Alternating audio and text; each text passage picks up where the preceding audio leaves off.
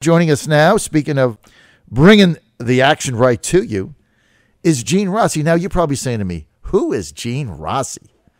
Well, Gene Rossi is running for lieutenant governor. He's a Democrat, and there's three people in that race. Justin Fairfax, the favorite, Susan Platt, Johnny Come Lately, but one poll had her ahead. We asked Ben Tribbett, how can she be ahead? She's been in 5 weeks. He said, it's one word, the name, Susan. And Gene Rossi, who is with us now, has been working tirelessly to get in this race. Now, in the first analysis I put out, I said he was 75-1. But I did say he was a very nice chap. Now, not 75-1 anymore. He actually is in the hunt. And he's done a great job. And he's gone all over the state. And I have a tremendous amount of respect for what he's done. And he's got himself back in this race. And he's being outgunned, outspent, but not outworked. Gene Rossi, former U.S. attorney, Northern Virginia. Good to have you with us, man. John, you're making my day. Good morning, and a happy Good Friday, and I hope you have a great Easter. This is one of my favorite times of year. It really is. But, John, I got to correct you, if I can, with the utmost respect. Sure. You gave me no chance. No chance. You gave me no chance. Zero. And let me tell you something. That poll you referenced, the Christopher Newport, there was a stunning 60% undecided. Susan was at 20%. Justin was and Justin and I were within the margin of error. We were in second and third. And this is a kid that announced last Labor Day, I haven't been running for office for 4 years. I haven't been in politics. I was a U.S. attorney for almost 30 years. And, you know, I'm shocking people. I am shocking people. There are 59 days left, and I feel fantastic. Well, look, I got to hand it to you, Gene. You've gone out there, you've worked hard, and you've got your name ID up.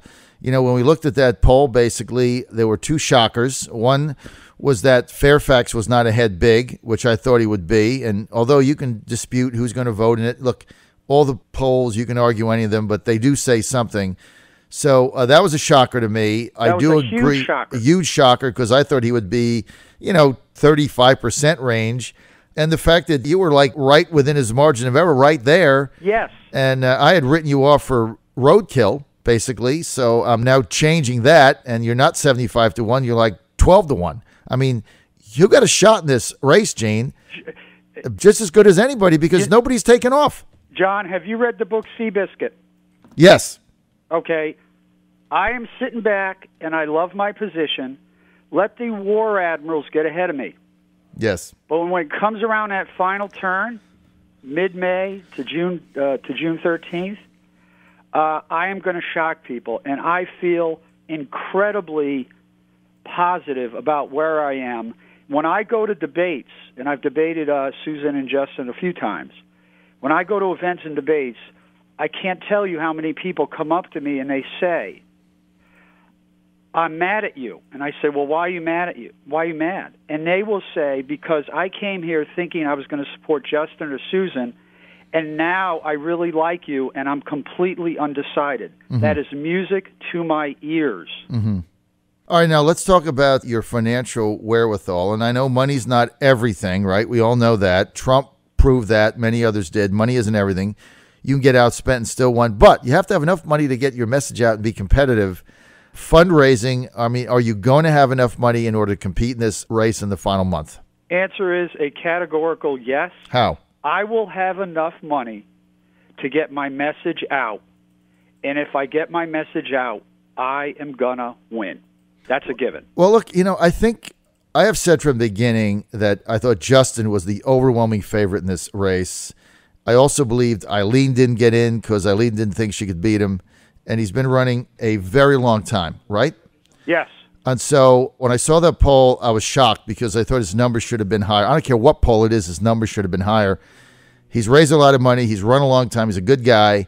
And I was shocked at that. And I thought that Susan's numbers help you because it throws the race wide open, I totally as far as I'm agree. concerned. So I thought that was good news for you. And plus, everybody that I've talked to said you're a very likable guy. I've said that also. You're just a very likable guy, which is a good thing. So I think if you can get some money, you might be a factor in this race. Well, John, I like the compliment that I am a likable guy. I agree with you. My wife of 31 years, Diane, agrees with you. But it's not just likability. I want to stress this. I have the issues on my side. In the 30 years or so that I was with the U.S. Attorney's Office and the Justice Department, I was focusing on the opioid crisis. Hollywood did a documentary called Dr. Feelgood about my work and my trials and me. And I'm looking in the paper today, the Washington Post, overdose deaths in Virginia are up 38%. Almost 1,500 people died last year in Virginia alone for opioids. That is my issue. Health care is my issue. I am a medical survivor, John. In 2013, I almost died. I'm a survivor. They gave me a brand new supply of blood for my rare blood disease. And as you may know, in Italian, Rossi means blood. Mm-hmm. And they gave me a nice new supply of red blood, and the Democratic Party is always looking for a candidate with new blood. Mm-hmm. And I have the newest blood of any candidate in American political history. Health care. You said 2 weeks ago, I think, that Governor McAuliffe should change his name to Governor McGenius. Governor McGenius, that's right. Yeah, and you said that, and I totally agree, because you said the Republicans in Richmond should have accepted the $8.4 billion to expand Medicaid. I want to do for the 400,000 people in Virginia who don't have a voice, I want to do what I did in court in 100 trials and thousands of hearings. I want to speak for those who can't speak for themselves, and I want to fight like a dog, for those 400,000 people in Virginia who should be receiving Medicaid. And you were right, sir. You were right. We should have taken that money. Well, look, here's the thing. I was 100% opposed to Medicaid expansion during the Obamacare meltdown era. I didn't think Obamacare was viable. I knew it was going to implode. It didn't make any sense, and I certainly don't want to expand the bad program. So I stood with the Republicans on that, and I think they made the right decision. But things change, and you have to react to the reality of the world you are in, not what you'd like it to be. And so here's the reality. When the Republicans took over and my guy Trump won, and everybody knows I was his chairman in the state, and I love my president. I'm not going to hide that. Right. But the Republicans, the Ryan Care, Crony Care, Obamacare replacement bill funded Medicaid expansion in the states that expanded it in perpetuity. And it punished those states that thought they did the fiscally responsible thing, like Virginia, with a lower block grant. So we get punished. They get the money. It isn't going to stop. The Republicans are funding it. 7 senators in red states that went with Medicaid expansion are saying, if my state's not funded, I'm out. Therefore, you have to fund it. So you got to deal with reality. And now I'm saying, look, it made sense. I got not being for it then because it was not fiscally responsible. But now you got the hospitals saying, look, there's a 10% gap. The Hospital Association said, we will fund the 10%. And you got the federal government run by Republicans saying, we will fund Medicaid expansion. So you have no risk. So the circumstances changed. And so I guess Virginia is going to be the 50th state not to accept the funds behind Mississippi. How this makes any sense, somebody's going to have to explain it to me. I totally agree with you. And you brought up a point that I wanted to stress. You got Northern Virginia, Richmond, and the Hampton Roads area. But most of Virginia is rural. 90% of Virginia is rural. And that Medicaid expansion, the whole Obamacare, whatever you believe, we need to help rural Virginia. They're not only hurting because of employment issues. They are hurting because lack of health care. And the Medicaid expansion and the Obamacare, whether you agree or disagree, will help rural communities get very needed and crucial medical services, not 8 hours away, but 80 minutes away. And I want to speak for them because I don't think enough people are talking about those individuals in rural communities who don't have a voice. I want to be their voice. I want to be their passionate fighter. and I can't wait to be Lieutenant Governor of Virginia. Can't wait. All right, well, you're fired up about that. All right, now, I'm fired up. You're fired up, Gene Rossi. And look, I love your enthusiasm, and I think you've clawed and fought and scratched your way back into this race. Hey, John, can I end with this, sir? Yes. You said I had no chance. Yes. And now you give me 12-1. Yes. And by June 13th, I'm going to be the nominee. Well, I tell you what, I like your strategy, Gene. Going from 75-1 to 12-1. No, you said no. No You chance. gave me no chance. No chance. Now you got a chance. 12-1. I mean, look, before I went to media, you probably don't know this, I was a professional racehorse trainer, did it for a long time, and, won a lot of races by, hanging around, just hanging around. And then, you can make your move at the 8th pole, and if you get an opening, you can win. Seabiscuit.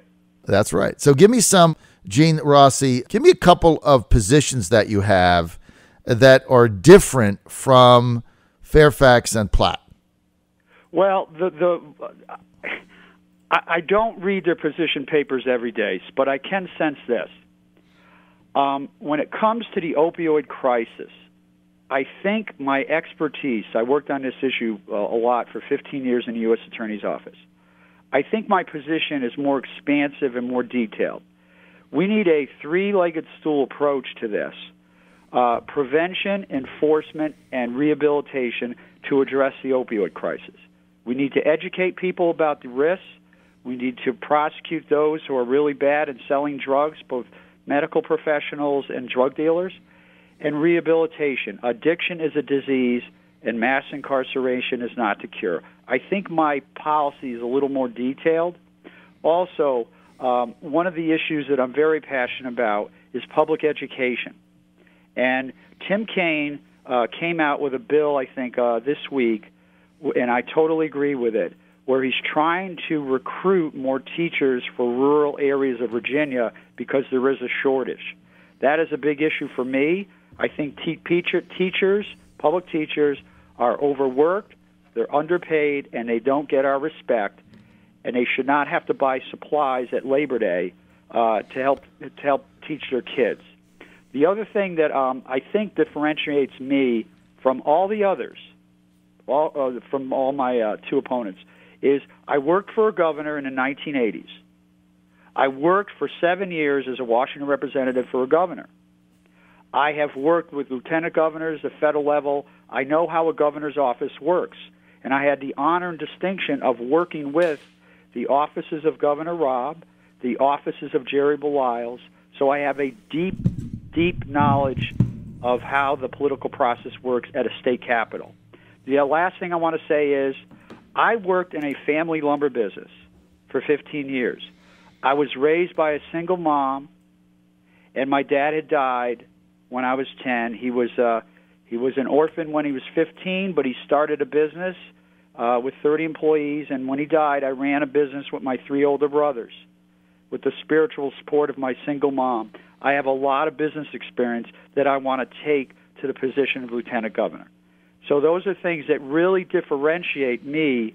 I agree, I'm a nice guy, but I have a wealth of experience that is well suited to be Lieutenant Governor of Virginia.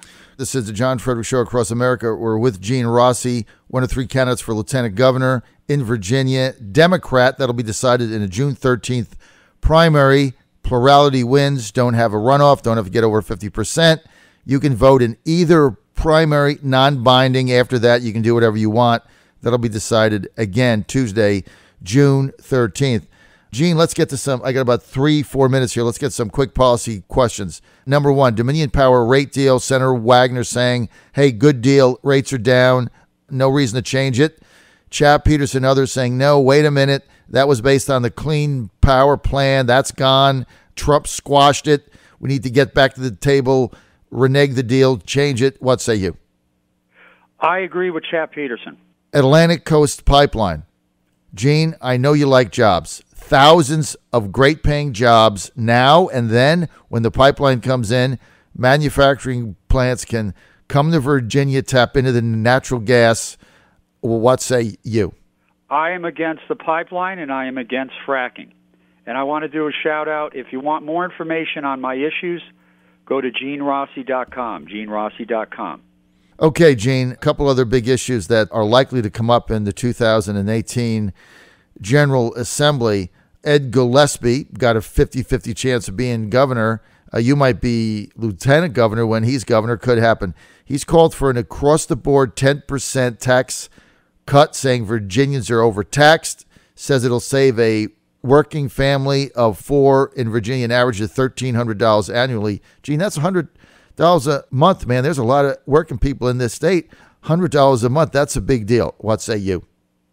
I have to look at his proposal. I'm not fully familiar with it, and I need more information about that. I will say this. I work in a small business. I am a fiscal conservative and a social progressive, and I got to say that we can't do what we did to Mark Warner. When Governor Gilmore left, he left Mark Warner with a huge deficit, and they had to plug that hole. I don't want to create another big hole in our deficit. Tax cuts sound great. Tax credits sound great. They sound fantastic, but I have to see more details. Okay, got a question here from Randy from Chesapeake. Says, what's Gene Rossi's position on the Second Amendment? I believe that people have a right to own a gun. They have a right to go hunting, but there are reasonable things we need to do. Number one, people with mental health issues and challenges, people who are subject to court orders for violence. As a former prosecutor, this is dangerous. Those individuals should not possess a gun. My best friend of all time, passed away in 1983, and he had severe mental health issues.